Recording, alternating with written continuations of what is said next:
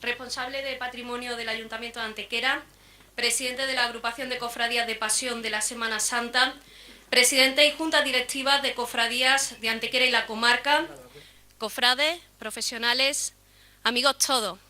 Buenas tardes y bienvenidos al primer encuentro comarcal sobre conservación del patrimonio textil cofrade. Resaltamos lo de primero porque estas jornadas comienzan hoy con la intención de continuar en el tiempo y dedicar, al menos una vez al año, un espacio a reflexionar y aprender sobre cómo cuidar nuestro amplio legado. Para ello, hoy contamos con profesionales de primer nivel que trabajan diariamente en la restauración del patrimonio andaluz, expertos que han acudido a la llamada de las instituciones que han hecho posible este encuentro. El Ayuntamiento de Antequera, a través del Área de Patrimonio Histórico y su taller municipal de restauración, la Agrupación de Cofradías de Semana Santa de Antequera y la colaboración del Instituto Andaluz de Patrimonio Histórico. Voy a pedir ahora al presidente de la agrupación que dirija unas palabras de bienvenida. Muy bien, muchas gracias, María. En principio, disculpar el retraso de don Manuel Barón, el alcalde de Antequera, pero le ha surgido una cuestión de última hora y llegará un poquito más tarde, ¿no? Le correspondía a él daros la bienvenida, yo lo hago en su nombre y simplemente agradeceros a todos vuestra asistencia, agradecer la asistencia de Araceli de Lourdes, del Instituto Andaluz de Patrimonio, de Chica, Mantilla de los Ríos, que la tenemos aquí, que es un placer, de Eugenia, como no, de todos conocida, y de Marisa, ¿no? Agradeceros, por supuesto, la asistencia de todos los representantes de las cofradías del ámbito cercano a Antequera, que sería largo de contar, y yo sin más le voy a dar la palabra a Marisa o a María para que empiece el acto que yo creo que todos estamos deseando de aprender hoy algo. Muchas gracias. Los profesionales de hoy saben cómo devolver a la vida aquellas imágenes, piezas o enseres sobre los que ha hecho mella el paso del tiempo y los malos usos. Ellos saben también mejor que nadie que una buena conservación es, en la mayoría de los casos, la mejor manera de evitar un mal mayor. Una de las personas claves para la organización de este encuentro, la responsable del Taller Municipal de Restauración, Marisa Olmedo, lo decía en la presentación a los medios de comunicación. En estas jornadas hablamos por primera vez en la ciudad de conservación preventiva, un concepto que lleva unido a unas prácticas que deben ser asumidas, o al menos conocidas, por todas aquellas personas que cuidan algún tipo de patrimonio, ya sea público o privado, pero que debe ser especialmente cuidado por los cofrades, guardianes eventuales de un legado, propiedad de todos, y que debe ser traspasado a generaciones venideras de la mejor manera posible. Precisamente, la tradición ha sido también cuna de malas costumbres, y aunque con la mejor de las intenciones, los cofrades hemos heredado prácticas que los nuevos conocimientos y el tiempo nos ha demostrado que son erróneas. Para eso hoy estamos aquí, cofrades de Antequera y la comarca. Hemos venido para aprender, aunque solo sea un pequeño espacio patrimonial, el textil, para aprender nuevas y buenas prácticas que nos ayudarán a cuidar lo que tenemos y a aplicar esa conservación preventiva de la que hablarán nuestros expertos. El objetivo es también trasladar estos conocimientos a los que en el día de mañana, como nosotros hoy, serán los encargados de cuidar nuestro tesoro cofrade. Por eso, de este encuentro, se editará una guía de buenas prácticas que pueda ser el inicio de un manual de conservación del patrimonio cofrade, para que no falte en ninguna casa hermandad. Debo de advertirles que la conservación del patrimonio textil, ahora lo comprobarán, es un mundo mucho más amplio del que creemos y quizás sea elegido porque se trata también de uno de los elementos a los que prestamos menos atención en el cuidado dentro de nuestras cofradías. Pautas importantes que seguir para ir mejorando en esta cuestión que nos darán en esta tarde Araceli Montero Moreno, restauradora conservadora del Instituto Andaluz de Patrimonio Histórico, y Lourdes Fernández González, restauradora de textiles del Instituto Andaluz de Patrimonio Histórico. Pero para que sean estas jornadas aún más útiles, sí les pedimos colaboración y que participen, presentando a los ponentes sus dudas, que pueden ser también los interrogantes de otros hermanos cofrades. Así que, Marisa, tuya la palabra. Muchas gracias.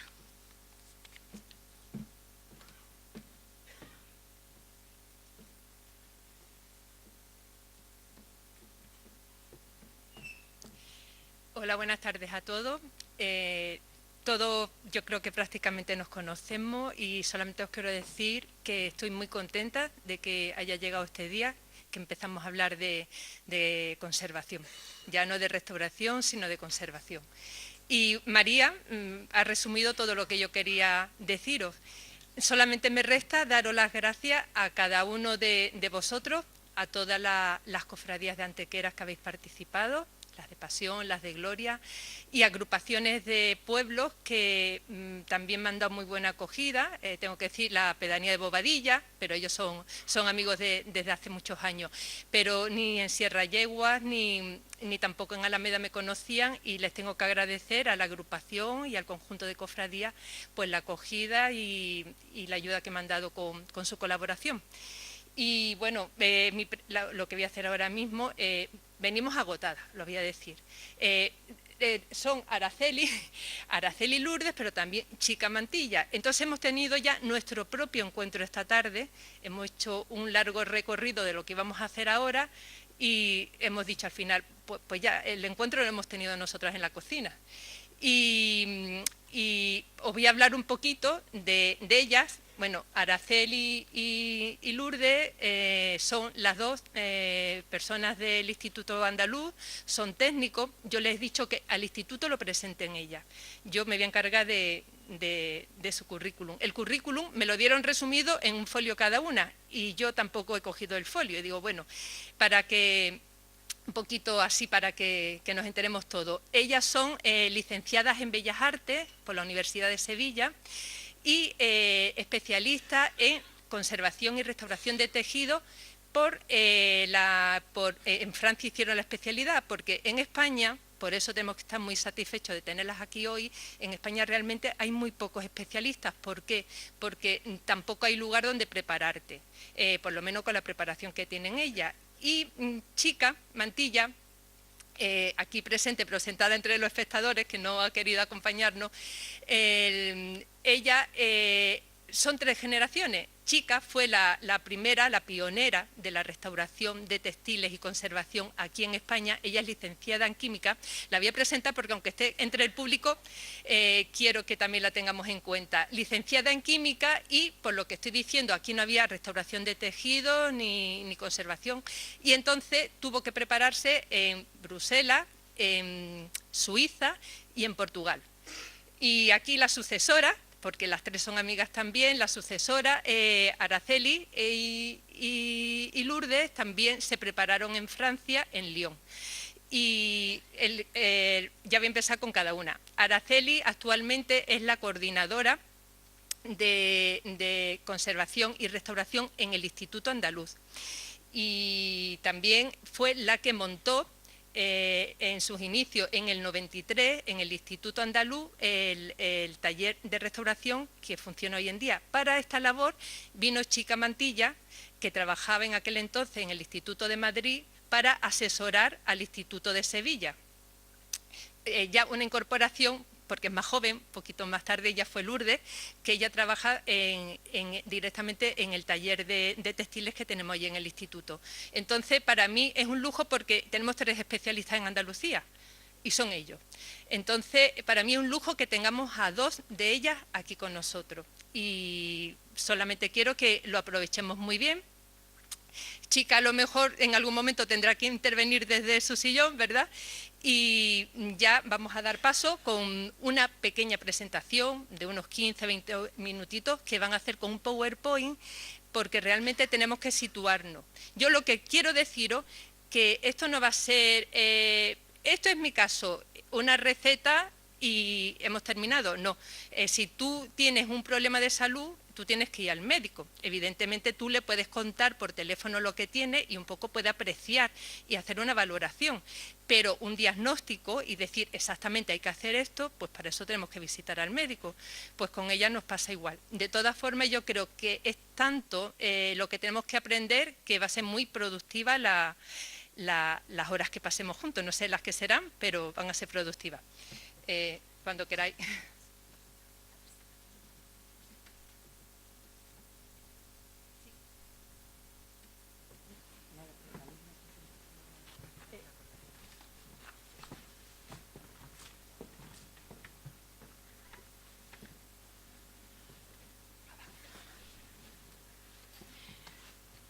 Bueno, pues muchas gracias a Marisa y a todos los asistentes a este primer encuentro sobre conservación preventiva del ámbito cofrade, como ya bien ha explicado Marisa. Y yo voy a comenzar explicando un poco cómo vamos a presentarnos esta breve presentación que traemos. En primer lugar, vamos a hacer un recorrido, un balance de la situación actual del patrimonio textil en líneas muy generales. Iremos dando unas pautas de conservación preventiva muy básicas que nos pueden ayudar a todos como unas primeras medidas de auxilio y de urgencia. Todo ello avalado pues, por la institución que representamos, que es el Instituto Andaluz de Patrimonio Histórico, que, como bien ha dicho Marisa, voy a comentar un poco los inicios del taller, una institución que surge en el año 1989, pero que no es hasta el año 93. Bueno, como no tengo las imágenes, a lo mejor voy a tener que volverme y no sé si se me escuchará un poco, se me escuchará bien, pero bueno, es una institución que surge en el ámbito de la conservación, pero siempre su premisa fundamental ha sido conocer las obras que interviene para poderlas intervenir. Y ese conocimiento siempre a través de la investigación. Es muy importante tener este concepto de conocer para intervenir porque es básico a la hora de la conservación. Dentro de esta premisa clave se encuentran todos los proyectos de conservación textiles. Y para ello, el Instituto Andaluz, el IAPH, en 1993 crea su primer taller de tejido con, un poquito incómodo, con, no sé si a lo mejor si me giro un poco, es que si no, no lo veo, pero bueno, disculpar un poco, pero es que así, por lo menos que pueda ver. Ay. Que puede ir viendo la pantalla. No sé si...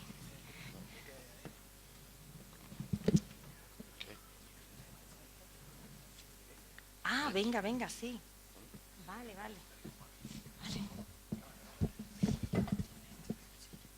Bueno, va a ser muy breve. Lo mío voy a terminar y ya va a seguir. Es que no lo veo, bueno. ¿Así puesto? ¿Cómo es? No. Sí, espérate que se me haya hecho. Bueno, perdonadme, pero es que... Bueno, lo que quería decir es que era... que es el taller, este taller surge...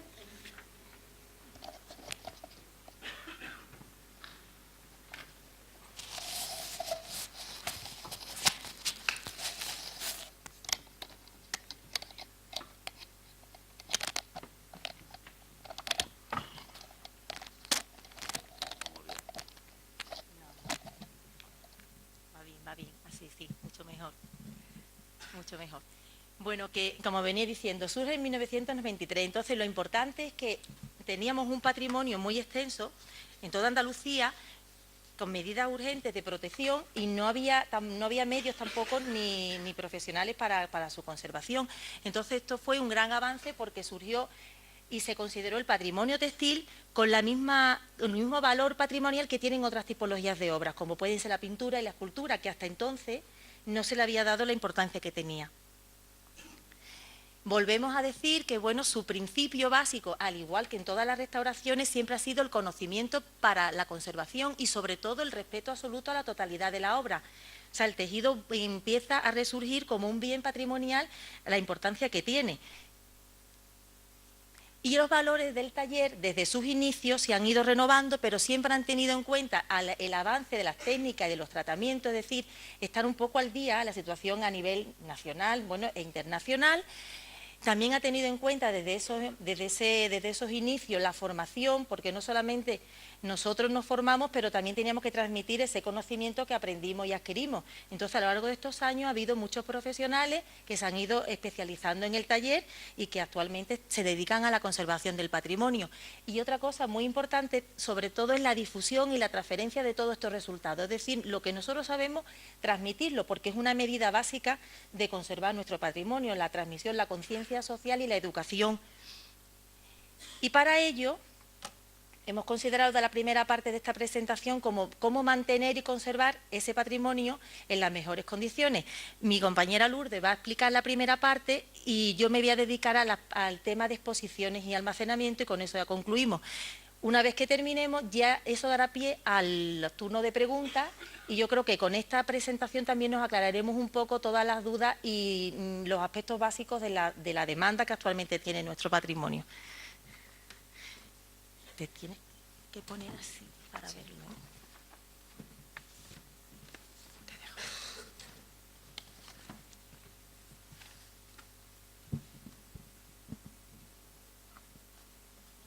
Buenas noches.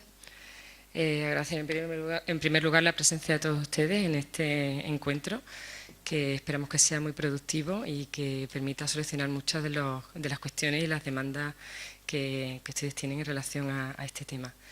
Sin más, vamos a proceder a desarrollar el apartado Mantener y conservar.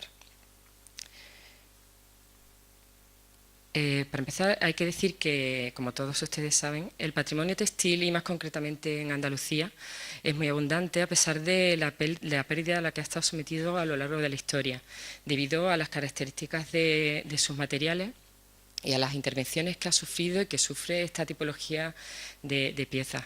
Aunque debemos apuntar, como ya ha quedado constancia, del gran avance que se ha conseguido en cuanto a la mejora de la conciencia social de su conservación en las últimas décadas, se siguen produciendo situaciones delicadas y complejas que requieren de algunas premisas conservativas básicas sin necesidad de entrar en tratamientos o intervenciones más profundas, ¿no?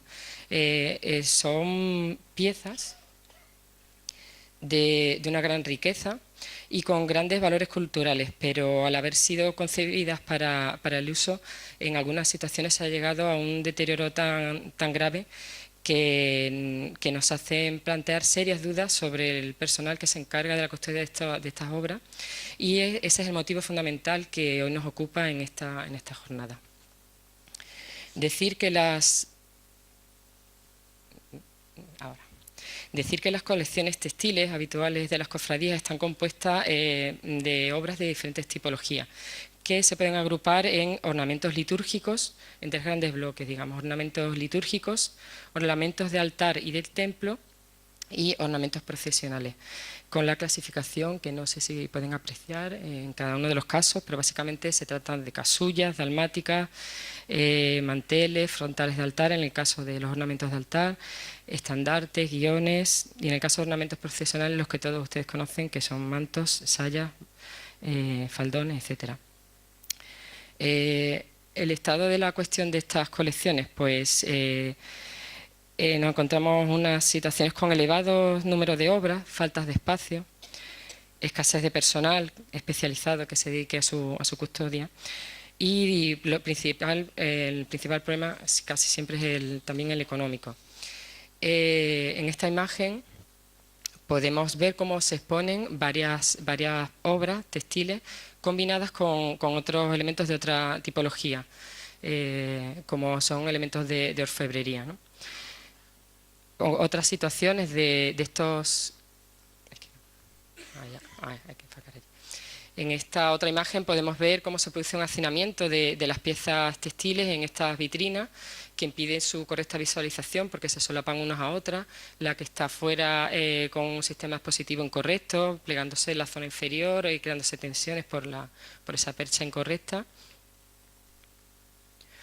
En otros casos también, como en esta imagen, exceso de obras expuestas en un mismo contenedor, pero que es quizá el espacio el que recoge esas obras, pero no se piensa en una distribución previa, sino que son las obras las que se adaptan a esas dimensiones, y se producen complicaciones como deformaciones, iluminaciones también incorrectas,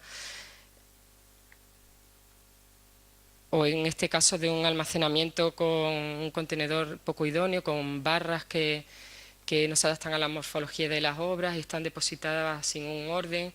Otros elementos aparecen en zonas inferiores de los contenedores.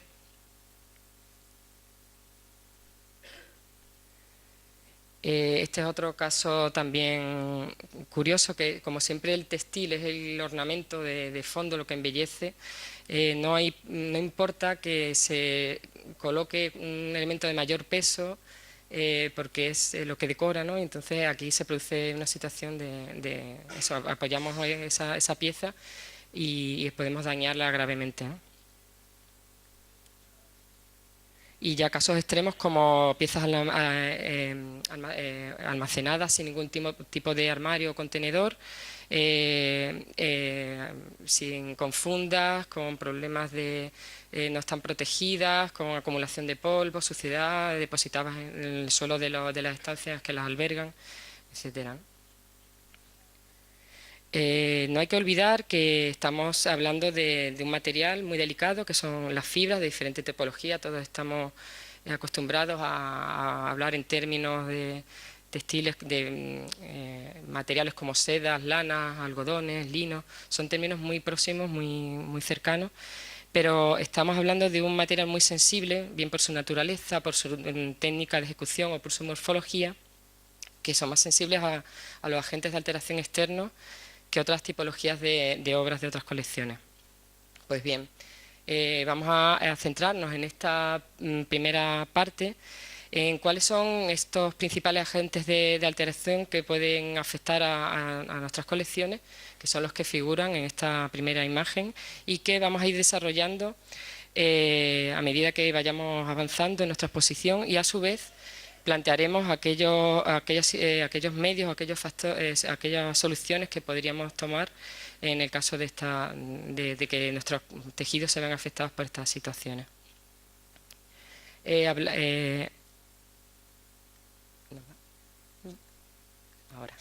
ha pasado un poquito, perdón. Ahora.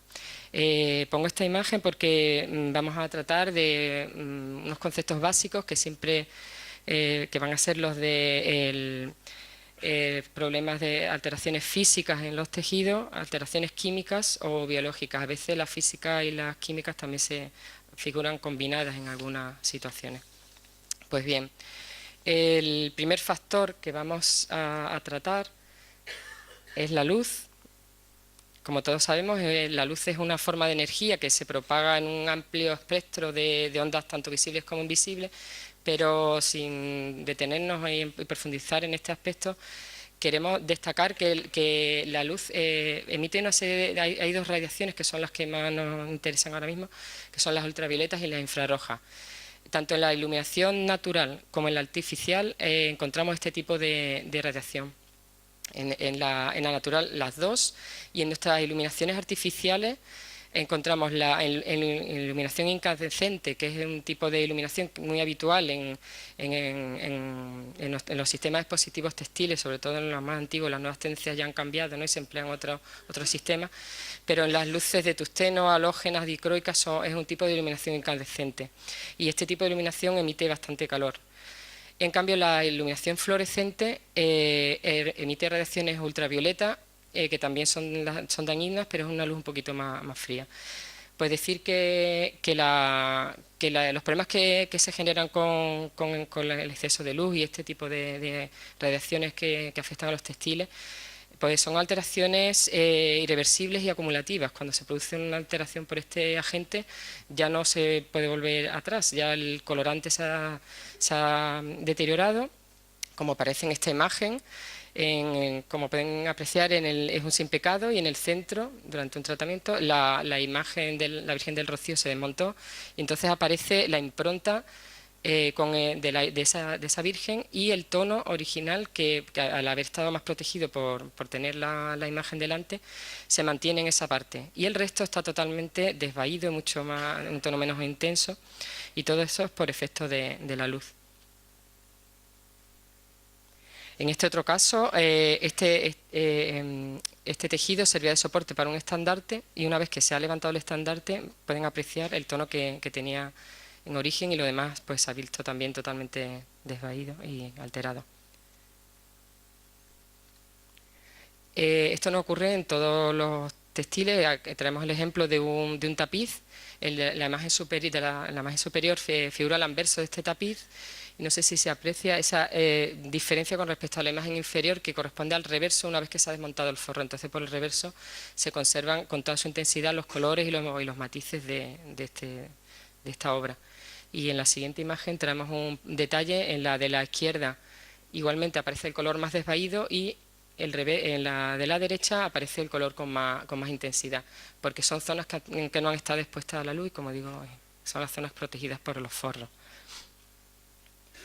Este es el claro ejemplo de lo que comentaba con anterioridad. Una iluminación infrarroja no puede estar en contacto tan directo con, primero, que no debe emplearse, y segundo, pueden apreciar la excesiva proximidad de ese elemento con nuestro tejido.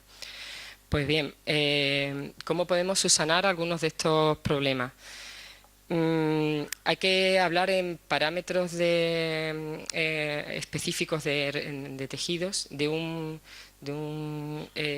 dato que es la medida máxima a la que puede someterse un textil, que se mide en lux y es de 50, es el parámetro que hay que controlar. Entonces, aparece en el mercado, vamos, en tiendas especializadas y demás, podemos encontrar estos aparatos que figuran en la imagen superior, que son los luxímetros, que nos dan la referencia exacta de la iluminación en la que pueden estar expuestos nuestros textiles. Y como digo, ese parámetro no puede superar esos 50 lux. ¿Qué podemos hacer? Pues cegar, así a nivel básico, aparte de no tenerlas expuestas a la misma pieza durante mucho tiempo, debemos rotar las obras, debemos intentar en la medida de lo posible, cuando no esté expuesta al público, apagar las luces, cegar las estancias, bien con barreras tipo cortinas, tipo filtro. Si, por ejemplo, hay iluminación, algún tipo de iluminación fluorescente, hay que intentar emplearla pero filtrada. Y pueden apreciar que ese tipo de iluminación de 50 lux es la que figura en esta imagen inferior en una exposición de indumentaria, por ejemplo. Es una luz muy tenue para que no dañen los colorantes de nuestras obras.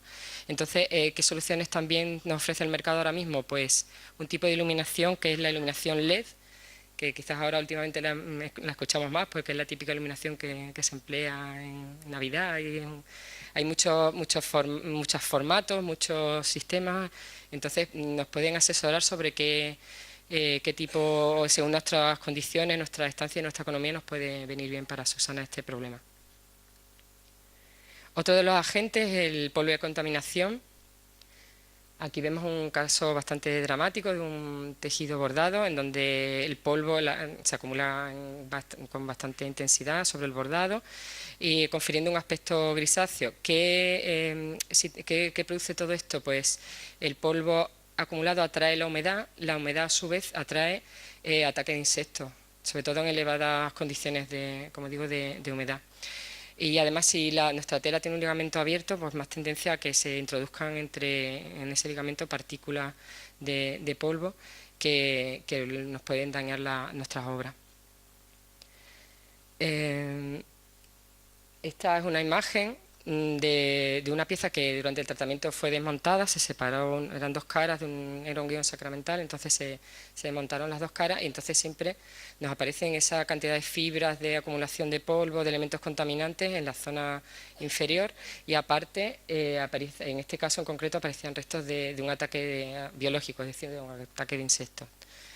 Pues hay que tener cuidado también, pues eso, nuestros mobiliarios, nuestros sistemas de almacenamiento, que sean los más neutros, que no contaminen nuestras obras.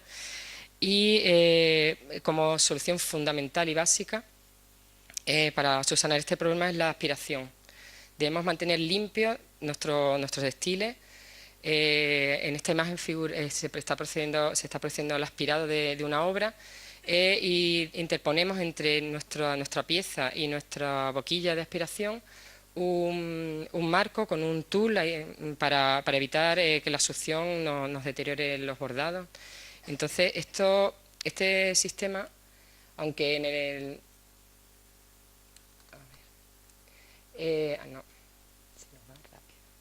en esta imagen estamos viendo un aspirador específico para un aspirador de piezas textiles. Es un aspirador que no tiene no tiene mucha potencia y la que tiene además se puede regular, y como pueden ver aparecen distintas boquillas que pueden ser adaptadas según la necesidad de la obra. Con ellas podemos acceder a los distintos espacios de las piezas, sobre todo las que sean más complejas, las que tengan bordado. Entonces todo esto nos permite fundamentalmente eso, un aspirado controlado. A la vez que también que aspiramos la obra, es fundamental también aspirar los contenedores, porque de nada nos sirve tener limpia la pieza y almacenarla en un espacio otra vez infecto y sucio. Y nos interesa también eso, que no contaminar unas piezas con otras. Siempre, si están limpias, acumularlas limpias, y este proceso es fundamental. Y además, aunque aparentemente no notemos nada, traemos el caso de esta bandera, que ya de entrada está en un estado bastante grave de conservación, pero tan solo con el aspirado, en las dos imágenes de la derecha pueden comprobar que hemos conseguido dejar testigos de la suciedad que trae inicialmente, y el resto alrededor está ya limpio. Solo se consiguió ese nivel solo con el aspirado, o sea, que se consigue retirar todas las partículas, y eso es muy beneficioso para la obra. Es fundamental mantener limpias nuestras estancias también, pero controlar que esta limpieza no afecta a nuestros tejidos. En este caso, la propia limpieza de la estancia había afectado a la zona inferior de la obra, entonces no debemos ni rozar con humedad, ni en seco ni en húmedo debemos rozar nuestros textiles, porque se pueden ver dañados.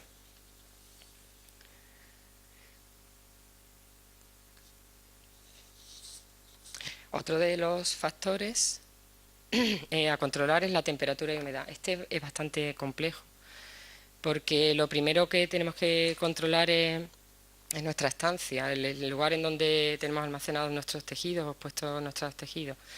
¿Qué problema se produce con la temperatura? Pues la temperatura puede dar lugar a reacciones químicas en los tejidos y problemas a nivel biológico, sobre todo en el caso de elevadas temperaturas.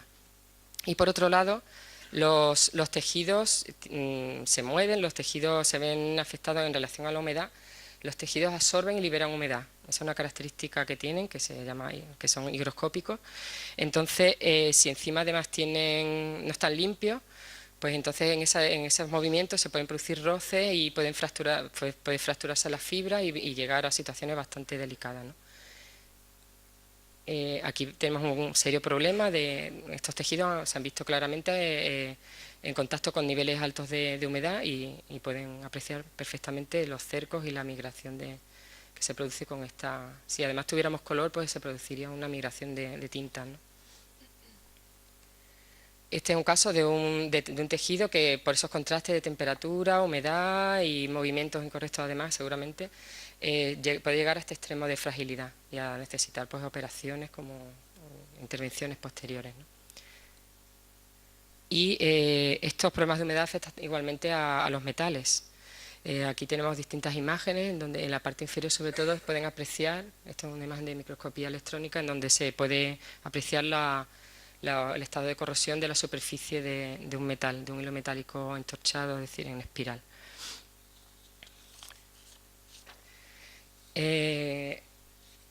¿Cómo solventamos estas situaciones? Hay que dejar claro que las condiciones idóneas de temperatura por un textil son 18 o 20 grados, y de humedad entre 60 y 65, ya superando los 65, en torno a los 70, incluso llegamos a tener muchísimos problemas a nivel microbiológico.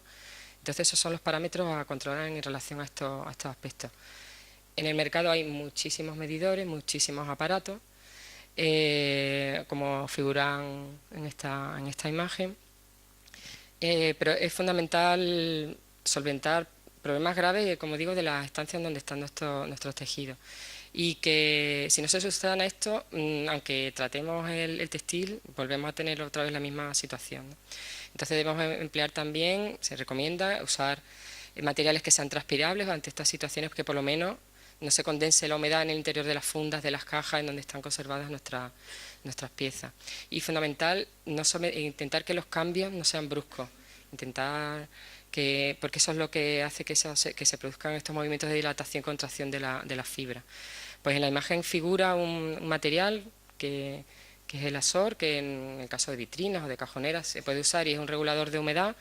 Y como digo, en el mercado hay multitud de aparatos, de termómetros, termigrómetros, hay humidificadores, deshumidificadores que nos pueden ayudar a controlar y regular los niveles de humedad y la temperatura. Otro de los agentes que afectan a los tejidos son los agentes biológicos y microbiológicos. Aquí vemos algunos de esos efectos. También hay mucha información en relación a este tema porque o bien son insectos o bien son hongos y bacterias, hablando a nivel microbiológico. Como decimos, sobre todo los hongos y las bacterias se desarrollan a temperaturas entre 22 y 35 grados y con una humedad de superior a un 60%. Pues los insectos provocan daños físicos, daños químicos, nos destrozan los soportes, las deyecciones nos dejan marcas en los tejidos que afectan a nuestros acabados, a nuestros tintes de estas piezas.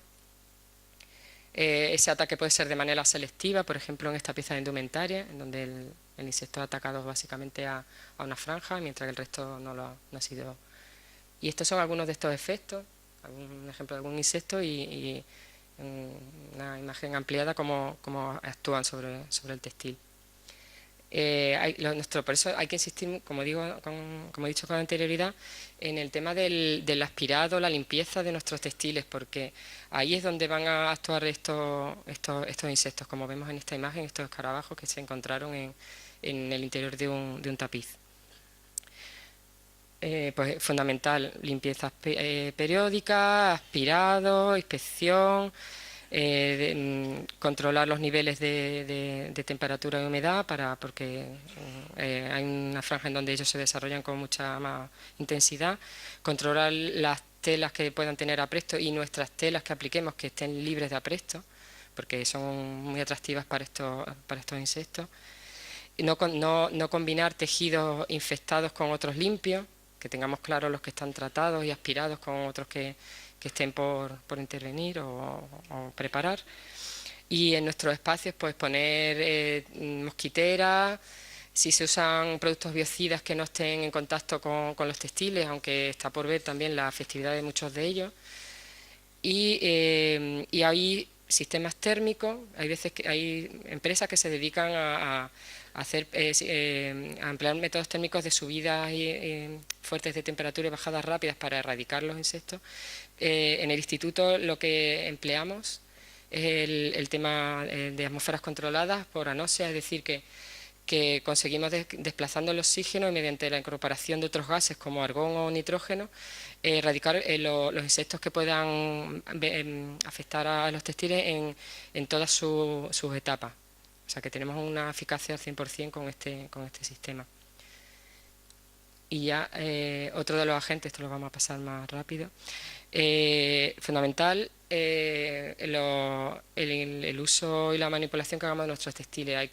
El sentido común nos dice que un textil histórico no tiene la misma resistencia que uno actual, entonces tenemos que saber manipularlos, tenemos que saber por dónde cogerlo. Fundamental usar guantes, fundamental usar los de látex y de algodón, en el caso de que no haya bordado, para que no se nos enganche, pero sí, no podemos manipularlos directamente con nuestras manos porque dejamos restos de grasa, sales, sudor, etcétera, que luego a la larga nos pueden dar problemas en nuestras piezas.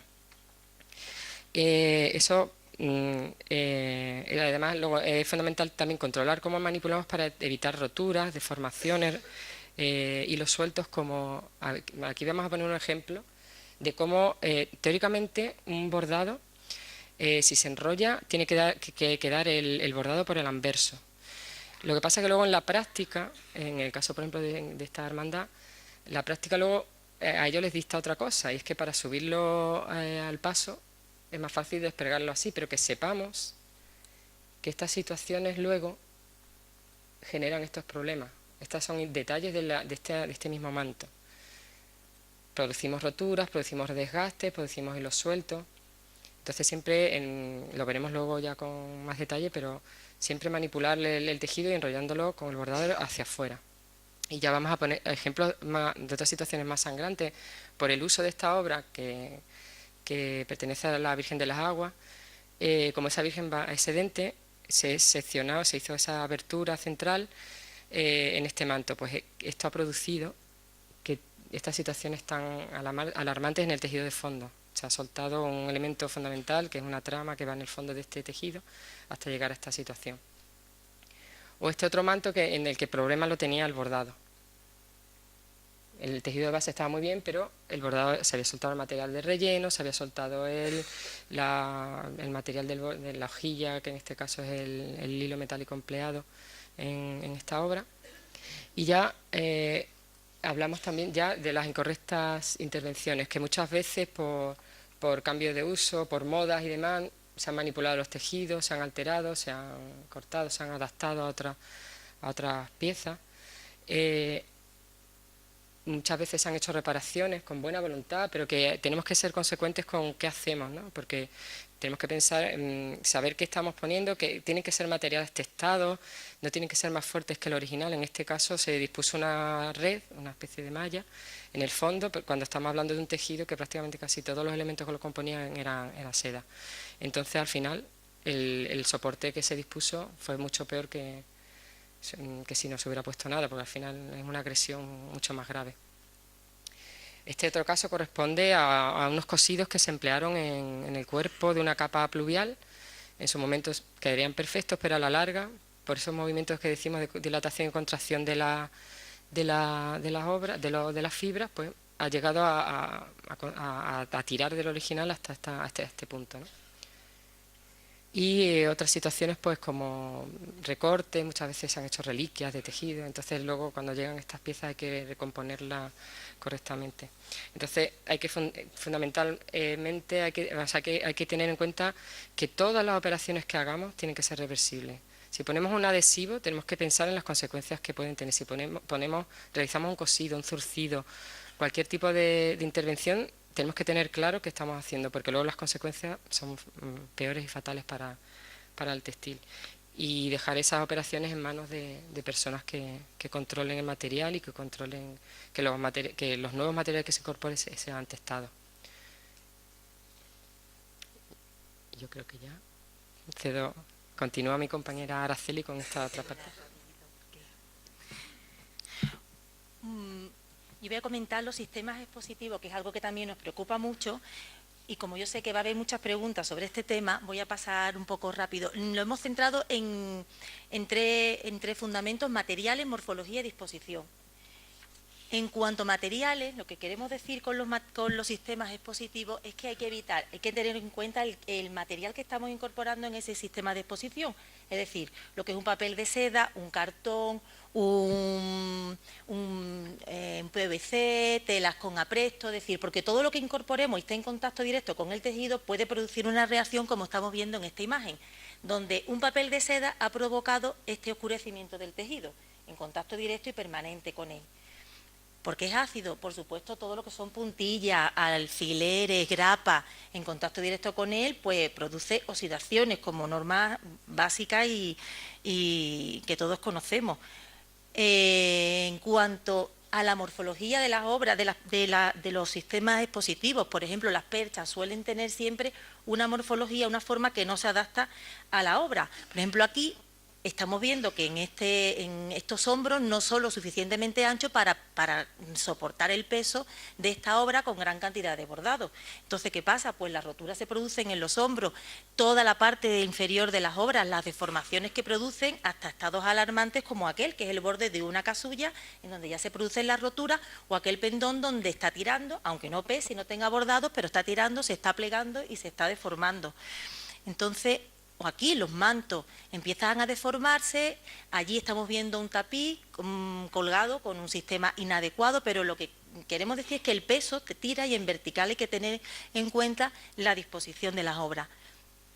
Por ejemplo, normalmente los almacenamientos, pues por problemas de espacio, porque es normal que tengamos esos problemas, los hacinamos, los agrupamos, superponemos, entonces creamos pliegues, esos pliegues con el tiempo se convierten en roturas. Y y esos roces y desgastes, pues a lo mejor en un principio no están mal presentados, pero con el tiempo esto produce alteraciones irreversibles.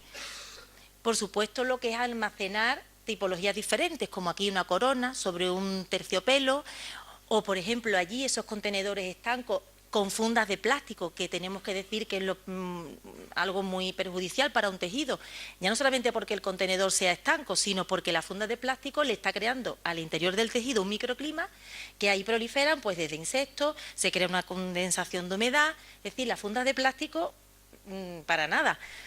Aquí estamos viendo pues otros tipos de disposición de tejidos, ya estos son casos extremos, aquí ya no solamente hay fundas de plástico, es que los tejidos están en el suelo, los almacenamientos están sucios. Entonces, estas situaciones se dan, pero también, a lo mejor con muy poquito, simplemente con tener el espacio limpio y libre de polvo, pues conseguimos tener el tejido mejor. Quitamos las fundas de plástico y mantenemos el tejido en mejores condiciones y tampoco estamos haciendo grande alarde de inversiones económicas. Aquí estamos viendo este caso, que tampoco es de una cofradía, este es un caso de un más particular, pero que también están en fundas de plástico, tejidos que no tienen bordados, pero que evidentemente, aunque el contenedor, el armario esté en buenas condiciones, el hecho de introducir las fundas, los tejidos en esa funda, pues le estaba perjudicando muchísimo. Esto es un ejemplo de una funda protectora muy simple, que es una batista de algodón, limpia, libre de aprestos, es decir, que no tenga ni almidones ni aprestos extraños sintéticos, sino una batista de algodón cosida envolviendo pues a una casulla, puede ser un ornamento litúrgico de cualquier tipología, con las aberturas para que podamos ver claramente en un golpe de vista lo que tiene el interior. ¿Cuáles podrían ser los sistemas expositivos? La clasificación que tenemos la hemos dividido en 4 grupos, en planos inclinados, en rulos, vertical y perchas adaptadas. Estos 5 grupos, que los voy a pasar rápidamente, empezamos por la exposición en plano. Cuando tengamos disponibilidad de espacio, lo mejor es que un tejido esté en plano. Entonces vamos a ver los grandes planeros de museo, que no es nuestro caso, porque estos ya estamos en otro nivel, pero son de madera, el tejido descansa independientemente, incluso se adaptan. Esto es lo más de lo más, pero bueno, no quiere decir que esto sea lo que utilicemos. Podemos ir descendiendo a, por ejemplo, tejidos de policarbonato, que son inertes. Estos planeros ya no son tan sofisticados como los anteriores. El que tenemos nosotros en el instituto, que es un planero de metal, pero lo tenemos protegido, es decir, aislamos la base del metal para que no entre en contacto con el tejido. O sea que, ¿cómo lo aislamos? Pues con una película aislante, esto se llama melinés, pero melinés es como un poliéster, como un plástico poliéster. No es un plástico, pero es un material que se encuentra en las casas de conservación, que lo que hace es que se pone sobre la superficie del planero y lo aísla, de forma que no entra en contacto ni el metal, ni la madera, ni ningún material que creamos que no es neutro para el tejido. Tenemos muchos más soportes. Si no tenemos ni madera, o no tenemos planero, pues podemos utilizar otro tipo de soporte. Estos son soportes ya de restauración que funcionan muy bien. Si queremos además el proteger, o sea, almohadillar la parte donde descansa el tejido sobre ese planero, porque el tejido sea muy pesado, de mucho bordado, entonces lo que hacemos es que con esa película de melinés encima le ponemos esta capa de muletón, que es muy sencilla, porque esto es un muletón, es algodón 100%, le creamos ese almohadillado y sobre él disponemos una tela. Esta, por ejemplo, es de tela de conservación, que es aislante de polvo, no es higroscópica, pero si no, pues utilizamos una batista de algodón, que todo el mundo eso es algo que conoce, las telas de sábana, sin apresto, que esté limpia, y podemos forrarlo o incluso hacer las fundas que estamos viendo en aquellos rulos, independientes, por supuesto. En planos inclinados, cuando no tengamos posibilidad de tener planeros, pues el plano inclinado se puede inclinar dependiendo del tejido, de las características del tejido, del estado de conservación del tejido y del espacio que tengamos. Mientras más inclinado sea el plano, mejor. En este caso, pues hay una inclinación media. Esto es muy sencillo.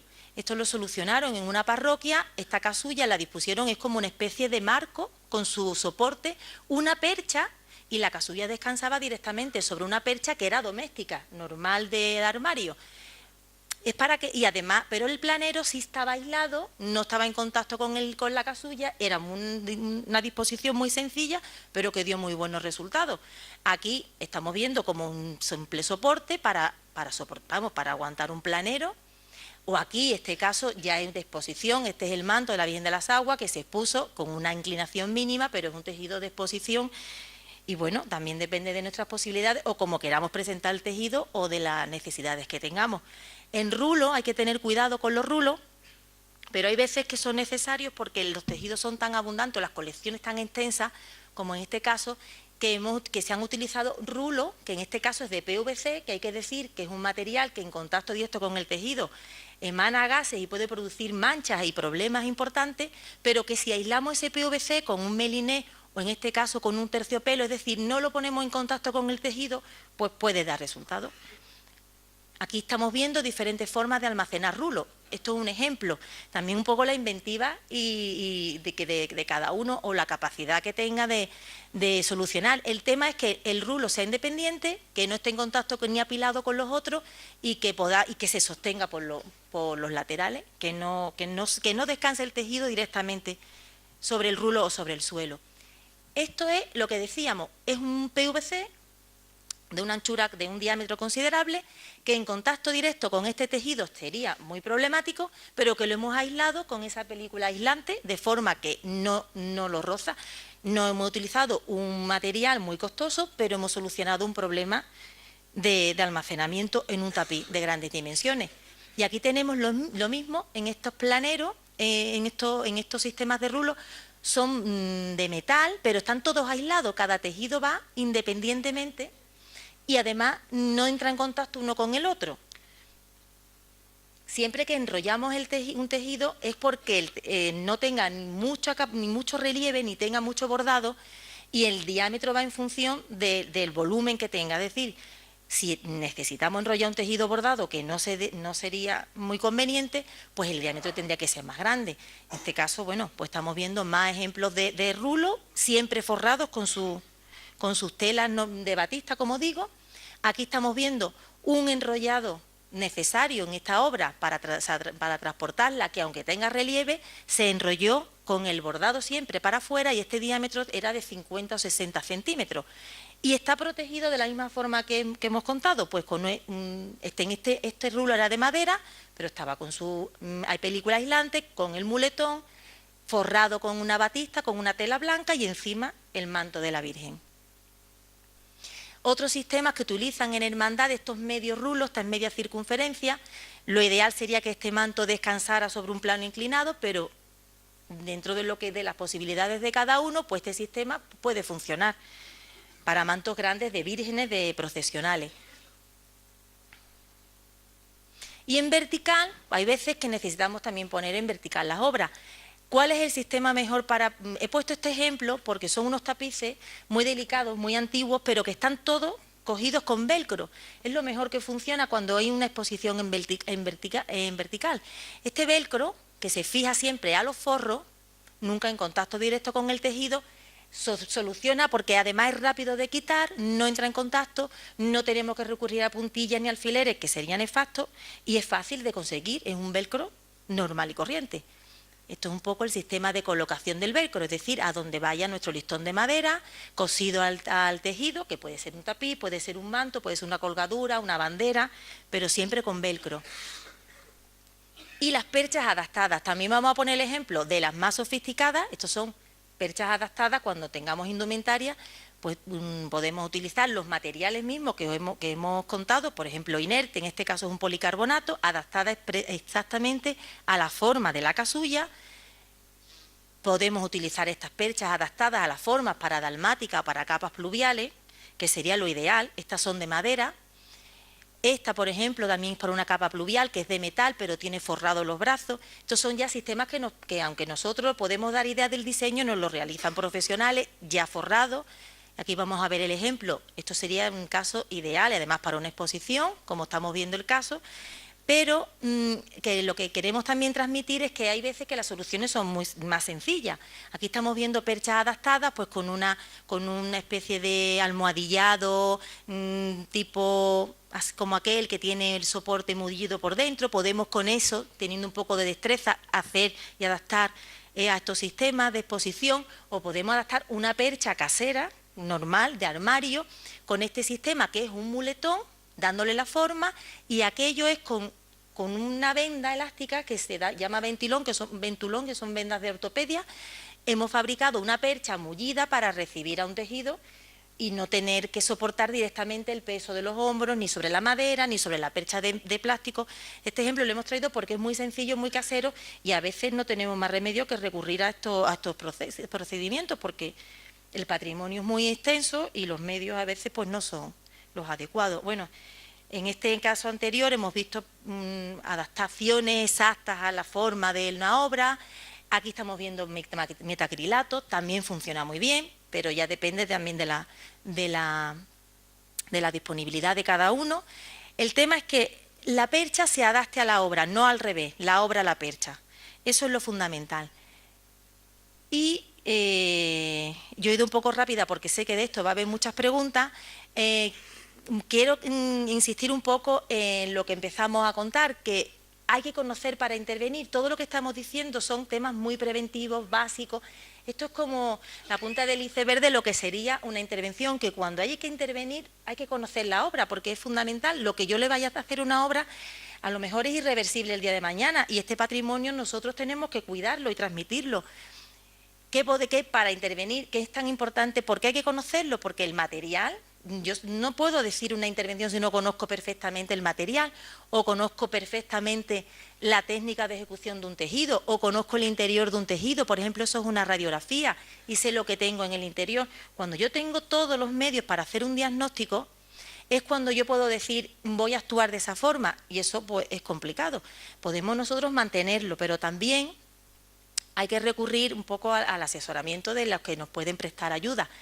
Cuando hay una restauración artesanal, que también se da y en Andalucía es muy habitual, y además es algo que nosotros tenemos asumido porque es un patrimonio que está en uso y hay que conservarlo, y hay veces que recurrimos a pasados, ¿no? a tratamientos, pues en el caso del instituto no podemos hacer ese tipo de intervención porque perdemos una parte original de la obra, pero reconocemos que en Andalucía se da, porque la obra tiene que seguir teniendo su función hasta donde pueda, claro está. ¿Qué pasa en estos casos? Perdemos una parte del original, que es el soporte. Hay que pensar muy bien, hay que buscar un equilibrio hasta dónde llegamos, cuándo pasamos y hasta dónde vamos a llegar, porque perdemos un original y eso hay que tenerlo en cuenta. Entonces, cuando recurrimos a estas intervenciones, los profesionales o los que conocemos un poco más el textil desde dentro, pues a lo mejor podemos ayudar en que esas intervenciones se hagan con materia y técnica adecuada, es decir, no utilizar hilos que no sean los adecuados, no respetar cuando tengan que pasar, pues respetar el diseño, es decir, la morfología de la obra, que el bordado se adapte al original, no que se pase y se haga el dibujo pues de aquella manera. Elegir materiales y soporte, hay veces que es muy importante porque todo lo que vaya a estar en contacto con un tejido sabemos que le puede producir alteraciones, y por supuesto evitar que haya tratamientos agresivos, por ejemplo en las limpiezas, en consolidaciones o en fijaciones. Esos tratamientos pues se pueden evitar, es decir, que aunque se tenga que hacer un pasado, se tenga que recurrir a un pasado de una obra, se puede buscar unos puntos de equilibrio entre estas intervenciones y las intervenciones, digamos, científicas que pueden realizar los profesionales de la conservación textil. Y bueno, por nuestra parte, yo creo que más o menos hemos hecho un panorama de la situación general, y ahora podemos dar turno a las preguntas, según como diga Marisa. Venga.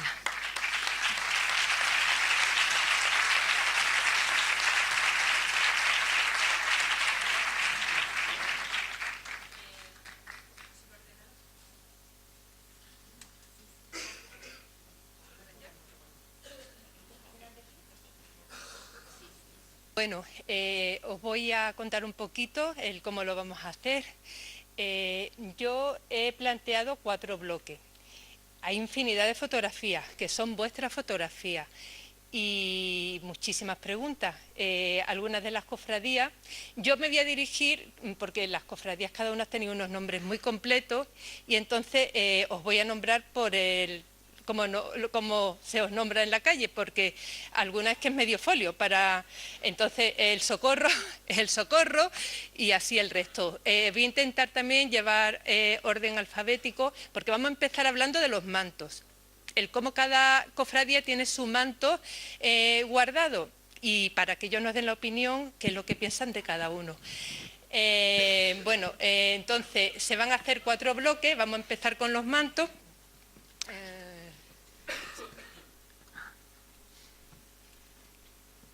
Iremos más rapiditos o menos, y entre bloque y bloque lo que sí os pediría que planteéis las dudas, porque a lo mejor se me han quedado cosas atrás o no lo he expresado correctamente, o alguno de los asistentes que no tienen que ser de esta cofradía le surge alguna duda. Bueno, en este primer bloque sí voy enumerando qué le corresponde a cada uno, porque a cada cofradía tiene su forma de hacer las cosas y entonces no hay problema.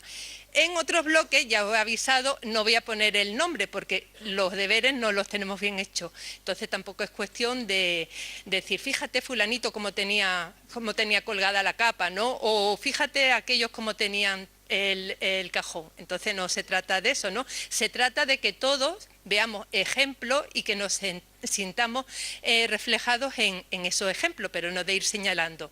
Entonces aquí empiezo con el orden alfabético y enumerando cómo cada uno tiene su manto. Vamos a ver. San Agustín, la pollinica.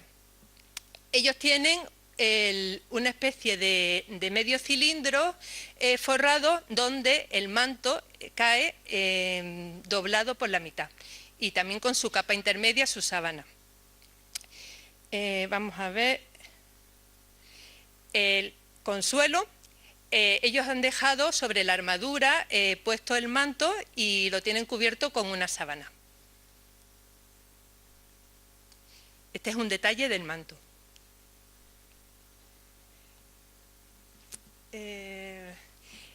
Otra forma también de guardar los mantos en cajas. Este, por ejemplo, es un manto antiguo del Consuelo y tienen una caja grande que tienen diferentes textiles, y aquí se aprecia uno de los mantos antiguos y otra fórmula también para guardarlos. Ustedes vais siguiendo. La misma caja, los dolores, lo que tienen es una caja larga con el típico rulo, y son 3. Está el grande, que el que contiene, bueno, está pintado por la esquina, pero realmente lo que tiene es una especie de muletón y el manto va enrollado, y el espacio lo han aprovechado también con otros rulos más pequeños. Bueno, las fotografías no son muy buenas, pero bueno, un poco yo creo que os podéis hacer la idea. Bueno, el mayor dolor, que le dije a Trini que pusiera la mano, porque es un PVC, es un cilindro, y digo, para que ellos vean, se puedan hacer un poco la idea del diámetro del cilindro. La Paz, ellos tienen un armario, está realmente el sistema, yo lo veo bastante bueno. Tienen también el medio cilindro forrado, tienen el superior donde tienen el manto que cae perfectamente hacia un lado y hacia otro, y en el siguiente palo lo que tienen son túnicas, lo que son sus titulares, lo que es la ropa de terciopelo bordada. Entonces la tienen con capas tienen un muletón, tienen encima de cada prenda, tienen... me tenéis que rectificar si me equivoco. Tienen una especie de tejido de lana, porque la tradición popular, porque se lo he escuchado también decir a las religiosas dominicas, que el oro tiene que estar calentito para que se conserve bien. Ella era la primera vez que lo escuchaban y no lo han entendido, no entendían el motivo, ¿no? Entonces, pero sí es cierto que he visto en diferentes lugares que tienen un tejido de lana a continuación del bordado, porque por lo visto es recomendable. Bueno, pues este es el sistema que tienen en La Paz. Este es el mismo, solamente es un detalle del medio cilindro tapizado. Esto es el antiguo baúl que tenían también para el rulo, que ya no lo usan, y lo que tienen depositado son algunos mantos dejados caer sobre él. Bueno, este es el detalle también, pues lo de las polillas, lo he sacado, pero eso es un tema que viene después, y el sistema de rulo, de ellos también. La esclavitud, los remedios. Ellos lo que tienen es una especie de viga, además el armario es bastante antiguo, es un armario que tú abres la puerta y entonces desplazas una viga. Tengo que decir que, para ellas que no lo saben, que la Virgen de los Remedios es pequeñita, es la patrona, y los mantos son de menor tamaño. Entonces caen sobre esta viga, son 14 mantos. Entonces aquí estamos con el problema del espacio, pero la verdad es que son una preciosidad. Aquí lo estamos viendo como la cebolla, ¿no? Desplegando capas. Este sería el primero, que es el más delicado de todos. Este es un detalle también de uno de los que continúan. Los más delicados son los que están arriba y se van sucediendo. Pasamos al rescate.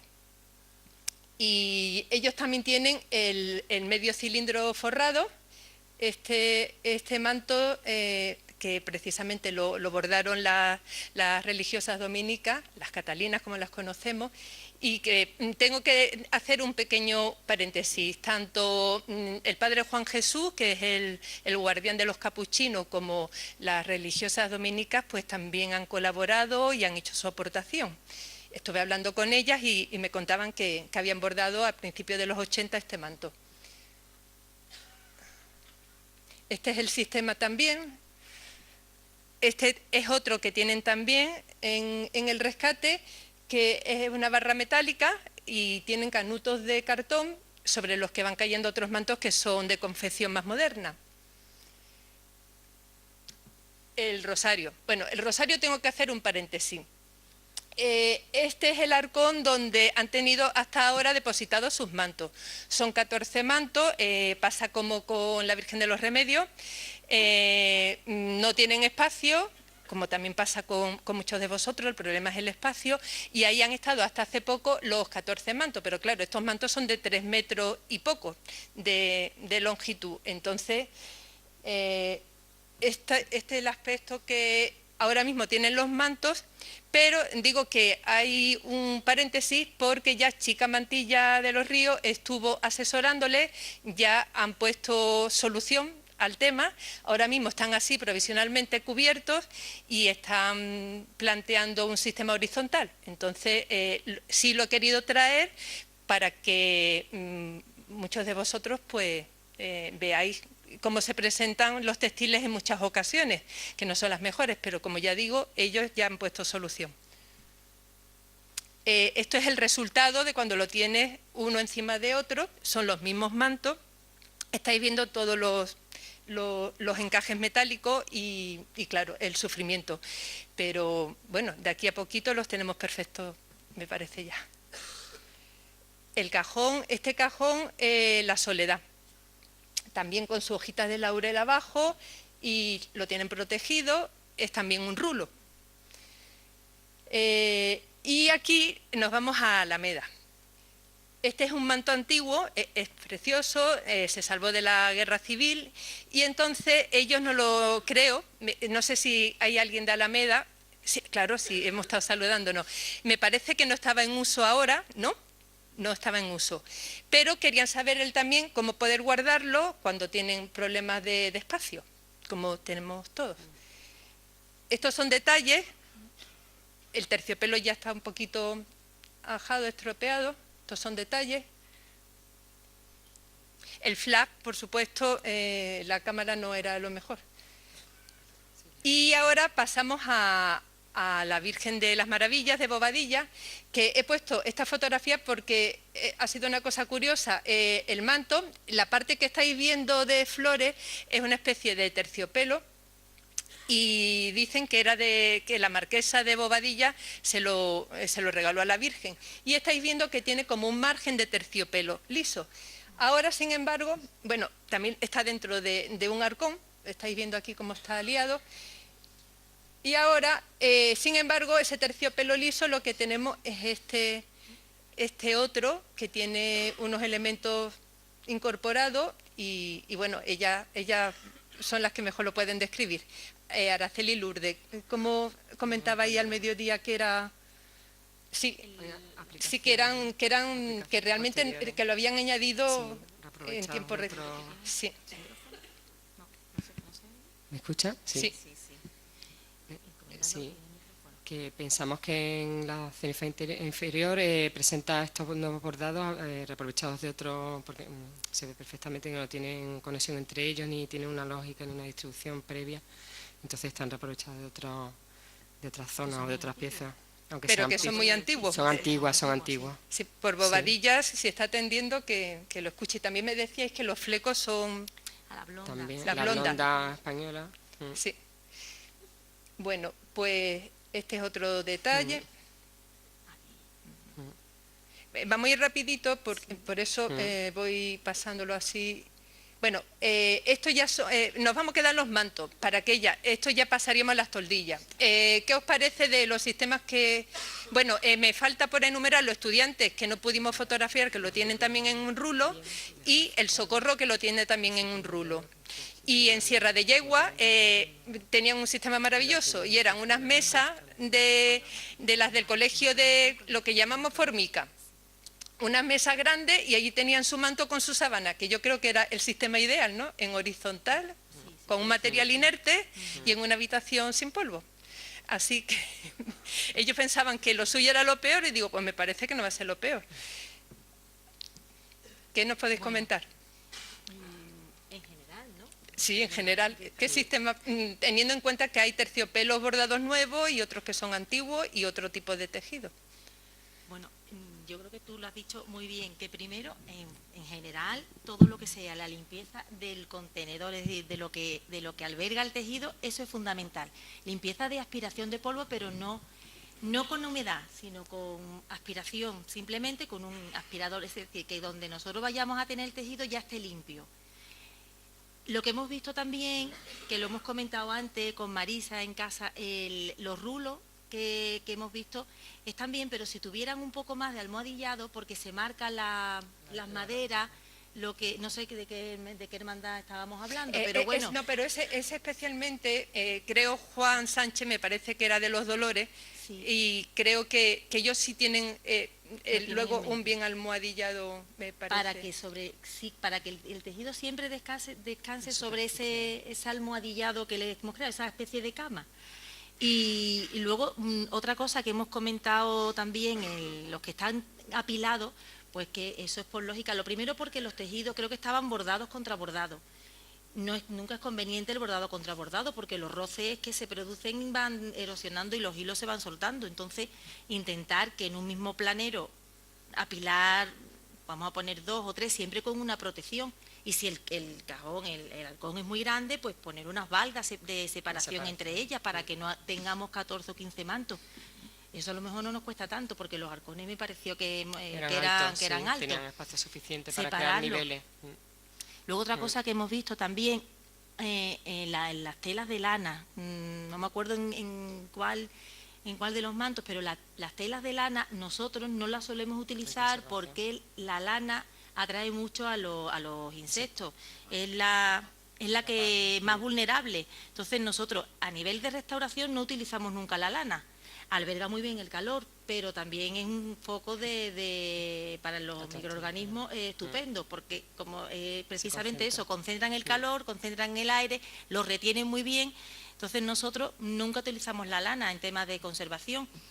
Pero bueno, hay muchos otros tejidos que se pueden utilizar, que no albergan tanto el calor, y precisamente lo que comentábamos, que no, lo del oro, mantenerlo con temperatura, nosotros no lo hemos escuchado, pero bueno, a lo mejor tiene algo su propio, bueno, popular, tendrá su lógica. No lo sé, científicamente no lo conocemos, pero bueno, también podemos aprender todos los días de algo nuevo. Pero... Sí.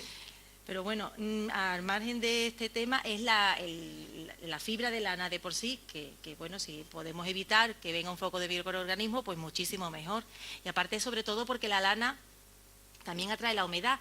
A lo mejor no la manifiesta, no la expulsa porque la retiene en el interior, no presenta un tacto húmedo, pero la expulsa en forma de vapor de agua, eso ya un poco más a nivel técnico de la fibra.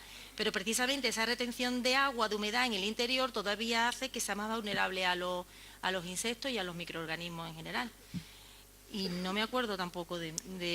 Entonces, de los sistemas, el rulo, antes estabais comentando Sí.